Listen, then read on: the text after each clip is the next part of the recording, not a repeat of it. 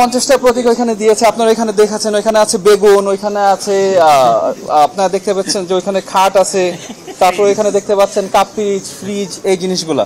আজকের প্রেক্ষাপটটা যদি একটু বলি, নির্বাচন কমিশন আমাদেরকে বলেছে যে তাদের যে লিস্ট আছে, লিস্টের মধ্যে 50টা সিম্বল দিয়ে তারা বলেছে এখান থেকে আপনারা একটা চুজ করেন। আমরা নির্বাচন কমিশনকে স্পষ্টভাবে প্রশ্ন করেছি যে আপনি যে লিস্টটা তৈরি করেছেন, কোন নীতিমালার ভিত্তিতে লিস্টটা তৈরি করেছেন? আপনি কিভাবে সিদ্ধান্ত নেন যে এর মধ্যে কোন সিম্বলটা আসতে পারবে, কোন সিম্বলটা আসতে পারবে না? একটা ক্রাইটেরিয়াটা থাকতে হবে, একটা নীতিমালা থাকতে হবে, যেই নীতিমালা বলে দিবে যে কোন সিম্বলটা একটা পলিটিক্যাল পার্টিকে দেয়া যাবে, কোন সিম্বলটা দেয়া যাবে না। এটা তো স্বেচ্ছাচারী মনোভাব দিয়ে করা যাবে না। ওনাদের এরকম কোনো নীতিমালা বর্তমানে নাই। একটা সাংবিধানিক প্রতিষ্ঠান একটা নীতিমালা ছাড়া সকালবেলা ঘুম থেকে উঠে সিদ্ধান্ত নিচ্ছে কোন সিম্বলটা আমি কোন পলিটিক্যাল পার্টিতে দিব, এবং সবচেয়ে ভয়ঙ্কর যেটা, ওনারা বলছে এটা আমাদের উপরে চাপিয়ে দিবেন। ওনারা বলছেন এটা আমাদের উপরে চাপিয়ে দিবেন। ওনাদেরকে বলেছি যে এভাবে একটা সাংবিধানিক প্রতিষ্ঠান কাজ করতে পারে না। আপনাদেরকে স্পষ্ট নীতিমালা দিতে হবে, যে নীতিমালা বলবে কোন সিম্বলটা পলিটিক্যাল পার্টি নিতে পারবে, কোন সিম্বলটা নিতে পারবে না। সেই নীতিমালা না পাওয়া পর্যন্ত আমরা এই জিনিসটা সুরাহার দিকে যাচ্ছি না। আপনাদেরকে কোন প্রতীক দিতে চায়? ওনারা আমাদেরকে 50টা প্রতীক ওইখানে দিয়েছে, আপনারা এখানে দেখাচ্ছেন। ওইখানে আছে বেগুন, ওইখানে আছে আপনারা দেখতে পাচ্ছেন যে ওইখানে খাট আছে, তারপর এখানে দেখতে পাচ্ছেন কাপ পিরিচ, ফ্রিজ, এই জিনিসগুলা।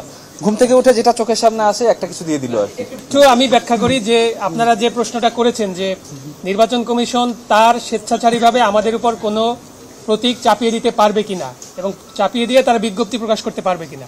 এখানে আমরা নির্বাচন কমিশনকে আজকে স্পষ্ট করে বলেছি এটা তারা পারবে না, তাদের আইন অনুযায়ী পারবে না। আপনারা জানেন যে তাদের একটা আইন আছে, রাজনৈতিক দল নিবন্ধন বিধিমালা 2008, এইটার 7-এর 2 বিধি অনুযায়ী পত্রিকায় দুইটা পত্রিকায় বিজ্ঞপ্তি প্রকাশ করতে হবে। সেই বিজ্ঞপ্তির ফরম্যাট কি হবে সেটা ওই বিধিমালার ফর্ম 2-এ স্পষ্ট করে উল্লেখ আছে।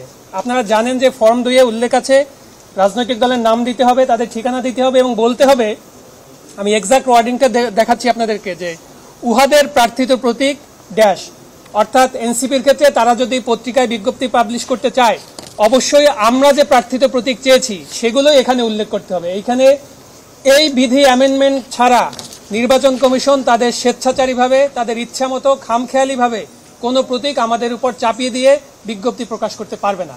সেজন্য আমাদের স্পষ্ট অবস্থান হচ্ছে নির্বাচন কমিশনের যে নিজের আইন, সেই নিজের আইনেই সে আটকা আছে। সে আমাদেরকে তার ইচ্ছা অনুযায়ী স্বেচ্ছাচারীভাবে কোনো প্রতীক চাপিয়ে দিতে পারবে না। না, আমরা আদালতে কেন যাব? আমরা তো নির্বাচন কমিশনের যে জবাবদিহিতা সেটিকে আমরা জনগণের কাছে স্পষ্ট করব, যে তারা কিভাবে চলছেন, তাদের এই যে সিদ্ধান্তগুলো এগুলো কিভাবে পরিচালিত হয়, তারা সাংবিধানিক প্রতিষ্ঠান হিসেবে জনগণের টাকায় কিভাবে তারা পরিচালিত হন, তারা কি এভাবে মধ্যযুগীয় কায়দায় চলবেন নাকি তারা একটি আইন অনুযায়ী তারা চলবেন, এটি কিন্তু তাদেরকেই জনগণের কাছে স্পষ্ট করতে হবে, অথবা তাদের যে সক্ষমতা সেটি নিয়ে প্রশ্ন উঠবে জনগণ। আচ্ছা, ইলেকশন কমিশন যেটা হয়েছে যে আপনারা জানেন আজকে আমাদের এইটা জবাব দেওয়ার শেষ দিন ছিল, আমরা জবাবটা দিয়েছি। ইলেকশন কমিশনের যে পরবর্তী প্রক্রিয়া এটি তারা বিবেচনা করবেন এবং তাদেরকে আমরা স্পষ্ট করে বলেছি যে আপনি যদি এইটা নিজে একটা মার্কা চাপিয়ে দিয়ে বিজ্ঞপ্তির দিকে যান সেটা আপনার আইন অনুযায়ী বেআইনি হবে। এই জায়গাটায় ওনারা কনভিন্স হয়েছেন, ওনারা বলেছেন যে এটা তো গুরুত্বপূর্ণ প্রশ্ন আপনারা তুলেছেন, এটা তো আসলে আইনের সংশোধন ছাড়া সম্ভব নয়, এটি তারা বিবেচনা করবেন, পরবর্তী মিটিং এটি আলোচনা করবেন।